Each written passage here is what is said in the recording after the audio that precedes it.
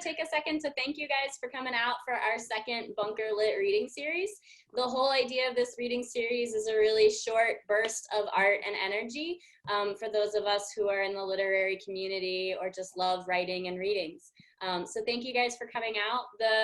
Basically, the way this is going to go is we're going to have an introduction, and then we're going to turn it over to the lovely Jenny Pritchett, to do our reading tonight. And then we'll follow with a brief Q&A if you've got questions. But the whole idea is kind of in and out, half an hour, we're done. So it's not a terrible strain on anybody's schedule, but it's a really beautiful way to kind of come together and share in art. If you're not familiar with Zoom, I'm just going to ask that you move down and mute your mic. So that if we're bumping around at our desks, that it doesn't trigger it. And then when we come back for the Q&A, obviously you can hit that button, unmute, and we can all have a little dialogue. So I'll turn it over to Brendan to introduce Jenny. Thank you so much. And thank you guys so much for joining us this Wednesday Eve. It's so appreciated. To keep this real brief, I mean, Jenny, so many things to say about her. She is, for starters. Don't say all of them. What's that? Don't say all of them. She is one of my absolute best friends. She's a short story writer. She's an essayist. She's a journalist. We met at Ragdale, the Ragdale Foundation in Lake Forest, Illinois, and just knew right off the bat that she was going to be a lifelong friend. I'm going to let the writing speak for itself and just let Jenny take it away. All right. Well, it's so nice to see friends and family and new people. Hi, Corinne. Hi, Julie. And Laura Lee. I just want everyone to know that I put on deodorant for this. And I put on a nice shirt. And also, I have some bunker art behind me. These were made by my son. These are beer bottle caps. This is all the champagne we've been drinking for no reason except it's available. I thought I would read an oldie but a goodie. This is one of my favorite blog posts from my blog, Jenny True, an excruciatingly personal mommy blog. And this one is called Traveling with Children is a Fucking Nightmare. Oh, this is so funny. I love that everybody's muted because if you don't laugh, I won't know. All right. One recent summer, my family achieved that pinnacle of US class privilege, a family vacation in Hawaii. That shit is expensive. I nearly canceled everything, but at the last minute, Southwest started flying to Hawaii, so I made the decision that would ruin everything. To save money, I booked 4 flights from Oakland, California, where we don't live, to Oahu, and then 4 connecting flights from Oahu to Kauai. Lord God, if you have children and anxiety, please forget about connecting flights. Your life has changed and you can't think like this. It will not be okay. Water incident number 1. Within 5 minutes of us boarding the plane, Gargantua Baby's pants, this is Gargantua Baby, my 2-year-old son, and next to him, my stepdaughters were soaking wet because I had given him a single serving, earth-killing Horizon milk container. And after shoving the straw into the container, which is not designed very well, since this is not only possible, but probable, he dumped it on himself. We hung his pants from the tray table in front of us, and because for once, for some reason, on a fucking day-long trip, oh, sorry, Haley. Brenda, sorry, earmuffs. All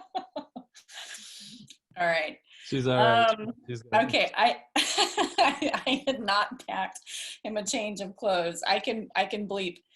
To be fair, neither had his father. So he sat there in his diaper. With our laundry drying in front of us, and one of us partially clothed, it seemed to me I should also be traveling with a live chicken and my lunch tied up in a kerchief. Gargantua Baby proceeded to squeeze his bowling ball of a head between the seat backs, grinning and making faces at the passengers behind us. The woman and her teenage daughter pointedly ignored him. I thought, who are these evil bleep? Time passed, art was drawn, movies were watched. Because Gargantua Baby is 2, there came a time when he needed to run up and down the aisle 300 times. He decided that the flight attendants needed to experience him running into their space over and over. The first time he rushed them, still pantsless, one of them joked, "What kind of flight do you think this is?" endearing me to her and her airline forever. A very tall flight attendant mimed taking his own pants off to give to my son, again ensuring I will never fly another airline ever. Water incident number 2. Later in the flight, my husband, SJ, realized his camelback was soaked through. Someone had left the spigot open and elevation change, so explode. What we didn't realize until a few minutes later was that it had leaked all the way to the seats behind us, which is where Onion Face was sitting. And as soon as she discovered this, she began to flip out in a passive-aggressive combination of huffs, lack of eye contact, deliberately weak assurances that it's okay, it's fine, and trips to the back to get stacks of paper towels. So now we were the family who had created a marsh and hung our laundry out to dry, our own self-contained traveling slum. SJ and I apologized profusely. We offered to change seats with her. We offered twice to buy her a drink. I went to the back of the plane to get more paper towels.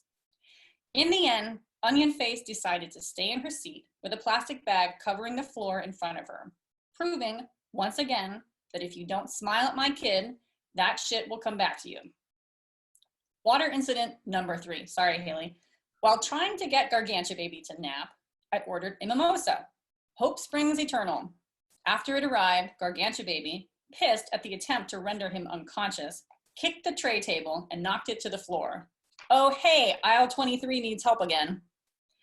We landed in Oahu, where I thought for sure I had given us enough time to change flights, 1 hour and 40 minutes.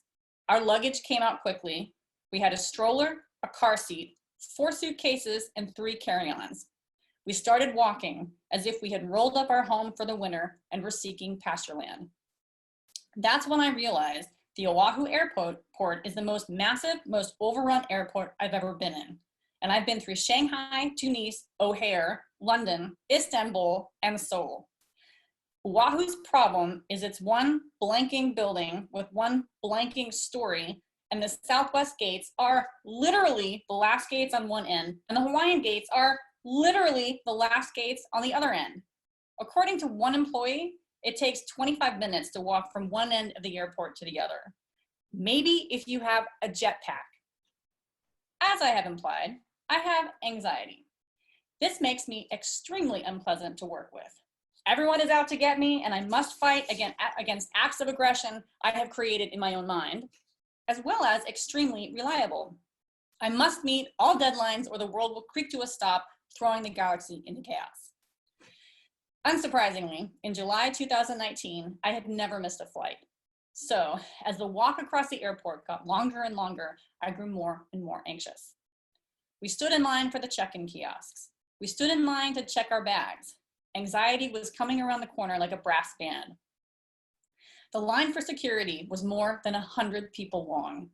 It snaked out of the building and down the sidewalk. Apparently, this was unusual.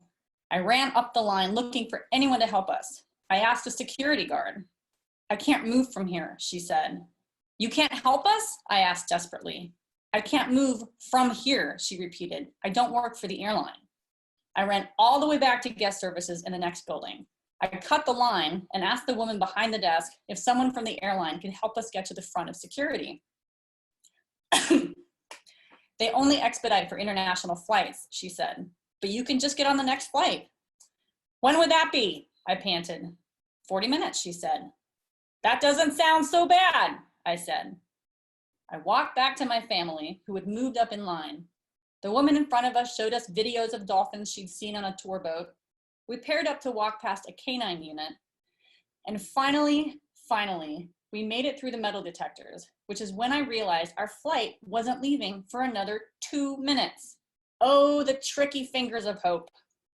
Leaving my family behind, I sprinted all the way to gate A13, which meant I now was the single person in the Oahu airport looking stressed out or running.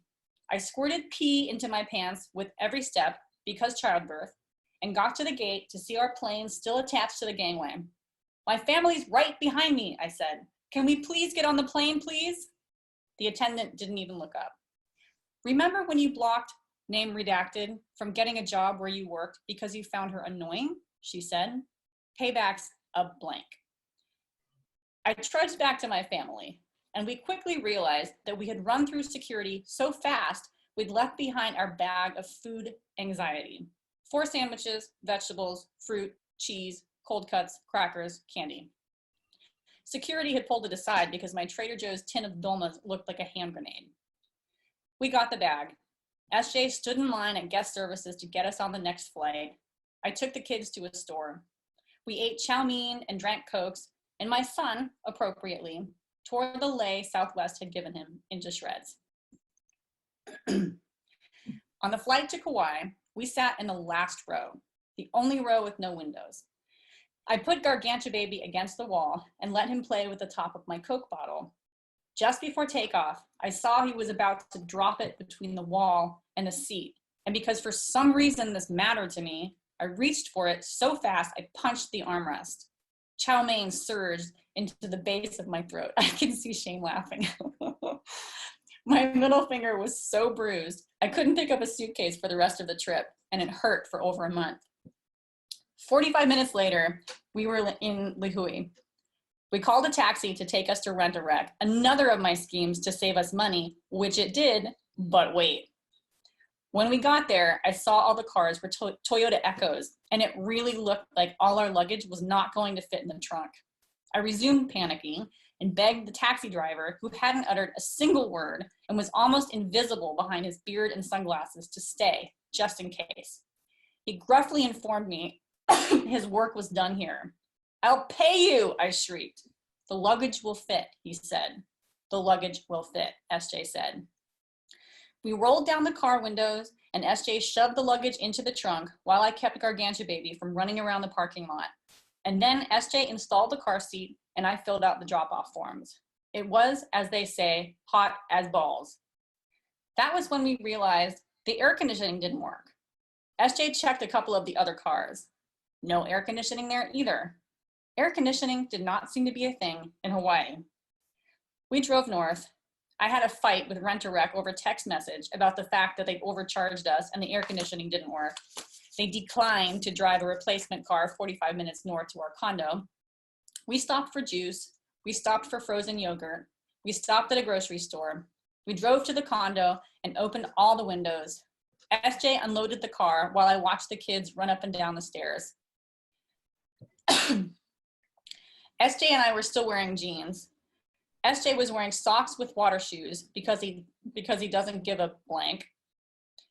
We stood outside feeling the breeze and looking out over the parking lot at beautiful green hills. "There's a rainstorm in the canyon," SJ said, pointing. We gazed together, breathing. "There's a racist lamp in there," I said. "Aha, thanks for the warning." We had dinner on the patio. SJ had a beer and I started a bottle of rosé. We all took baths and showers and went to bed at 9:30 p.m. We slept like babies, all of us, with the fans on, and I woke up at 6 a.m. to Gargantua Baby snuggling in my arms. The sun rose over the ocean. And that's it! Yay. Yes. Wonderful. Yay. Hi, Rachel. Well, that was fun, and it looked like some other people that I haven't met joined. Someone called Karen. Hi, Karen. Oh, and Cindy Friezak. Hi, I didn't Cindy. interrupt your vibe with Haley here, Jenny, but it was absolutely hilarious. She was cracking up. I'm breaking up? No, Haley was cracking up the whole time. She was just. Oh, good. Yeah. Haley, did you hear some naughty words? Sorry. She doesn't know them yet. Because she's never ever heard them. Ever. Yeah, Copper has some phrases that he likes to use when he's excited. Yeah, I won't say them now because he's listening. Jenny, that was fantastic. I cracked up every time you called him Gargantua Baby. Thank you. He is. Can you see him? I did. I scrolled and I studied him, and he is a rather plump baby. He looks healthy. He is. He is healthy. He has 3 breakfasts every day. So how do we do this Q&A? Jenny, I just have a quick question. How quickly do you know that you're going to use material? Is it like when you sit down and start writing, or does something happen? You know, like you punch an armrest and you're like, oh, that's definitely going in there. That's a great question. What I thought you were going to ask was, how are you so funny? But we can get to that next. I can hear Shane laughing in the next room. Basically, I only write to like help my marriage because for some reason I make Shane laugh. I think like a lot of writers, I actually take a lot of notes.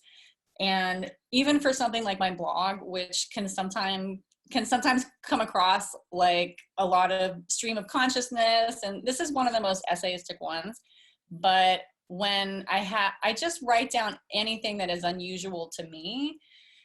And yeah, with the thing with punching the armrest, I think that was just one detail in like a lot of details, and I don't know if that stood out, but I guess I just made that decision because with everything else that went wrong that day, it sort of added collectively.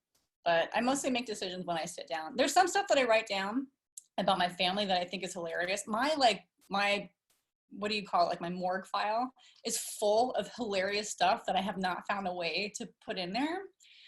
And a lot of it is stuff that I think is really funny. God, I wish I could, you know what? I'm gonna see if I can find some funny shit.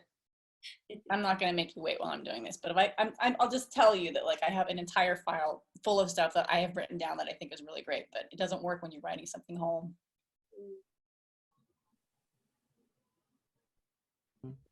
Jenny, I have a follow-up question.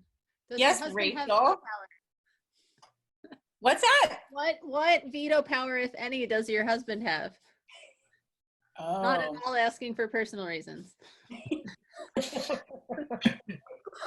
What are you trying to do here, Rachel? Seriously, you can pass on if you want. I thought you supported my marriage. I'm curious. Shane does have veto power, and I wish I could think of some examples, although of like the point is that I'm not allowed to share them. But for the most part, I read him every column before it goes live. And he has such an amazing sense of humor about himself that pretty much anything is fair game. But I'm sure once or twice he has said, no, you can't use that.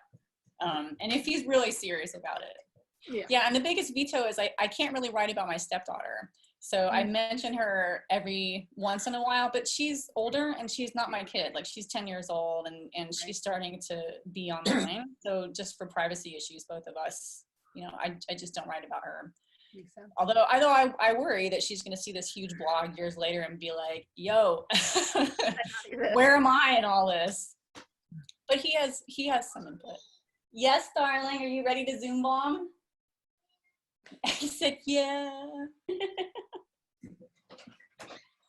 Hi, you want to come say hi? You want to meet my friends? He disconnected us. Oh, you disconnect the other computer? Come here. Oh. This is Gargantua, baby. Can you say hi to mommy's friends? And that's SJ. Look, he's doing stuff for me in the background.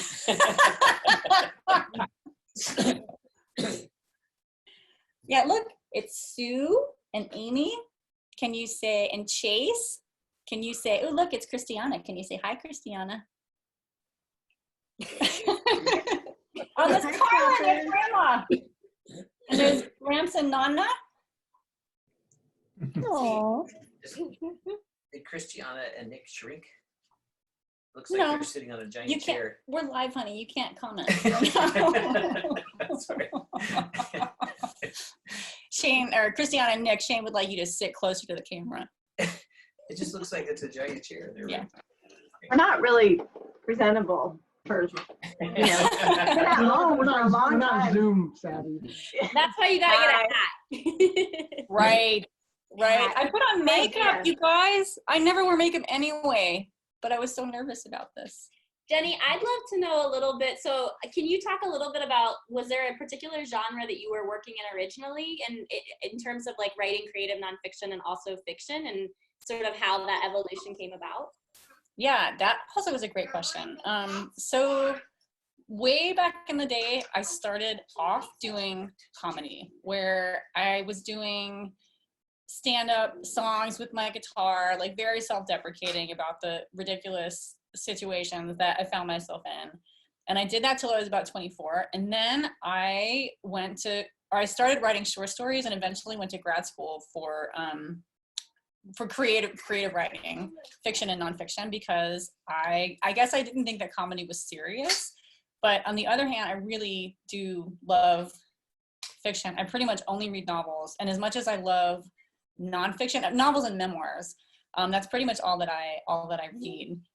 And then I published a bunch of short stories. I wrote a couple of novels that apparently weren't very good, but whatever. And then I just started going back to very personal writing with, I guess, my sort of sense of humor. And I still feel incredibly vulnerable every time I publish something, but it feels the most like me. So this is not like how I envisioned myself. I thought I was gonna, be a famous writer. And maybe I will be. I'm working on that. But I just appreciate everything that I have learned about the creative process. But yeah, I did come from a more traditional background, and it definitely informs everything that I do. Hi, Haley. So thank you for that question. Yeah, this isn't really a question, but I had read like a couple of your short stories years ago when I took a class with you. And I knew you were funny in class, but when I started reading your blog, it was just like explosively funny. And fascinating to me to hear that you started doing stand-up. It totally fits, but I just had no idea. And I mean, did you feel something different inside when you to me, it feels like the blog was kind of a surrender to your hilarious self. Do you feel differently about the writing process when you're writing comedy? I know it's not all comedy, but everything you write has tons of humor in it, even when it's very, serious or gripping or, yeah, I guess I'm just really interested that you wrote so much, you published a book, and then just exploded in comedy. That's how. I do feel like I exploded, and I feel like every day I explode more, but just in general. I like that question. I think it's a different process. I think that, this is kind of like maybe like a facile example, but the process between like writing a poem and writing a novel is definitely very different. So yeah, I think the process for writing a short story and writing a novel is pretty different from writing what I'm doing now, because I write both an advice column and both blog posts that are nonfiction. And they, one of them is sort of journalism. It's more topical. Sometimes it's reported, and they're much more short form. But also I have, it's really kind of weird because I have a sort of, I have kind of like an audience for both. So I think with fiction writing, for short story and novel writing, you're sitting with something for a very long time, and there's much more problem solving with that kind of writing. It's far more immersive. But with comedy writing, I'll put it this way, I can drink and write what I'm writing now. I can't drink and work on fiction. That's like the closest I can get to it. And I actually think that like drinking wine it improves my comedy writing. So basically like wine and Shane are like the two things behind this success story that you see before you. Sorry, I can't be serious right now. I'm really trying to answer seriously, but I do think it's different. I just want to start singing I Could Drink a Case of You for Shane. Let's be perfect. Such a good song. I cried so much in college to that song. Oh. Maybe one more question and then we can wrap it up.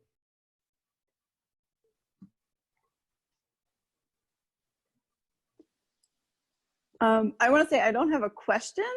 I just want to say I thought that was freaking amazing. And I was hysterically laughing the entire time. So Jenny, I feel very fortunate to have finally sort of met you virtually. I've heard so much about you, and I'm excited that I got to hear you. You are That's so it. sweet. Thank you so much. Let's I'm please serious, end on I that. was dying. Perfect.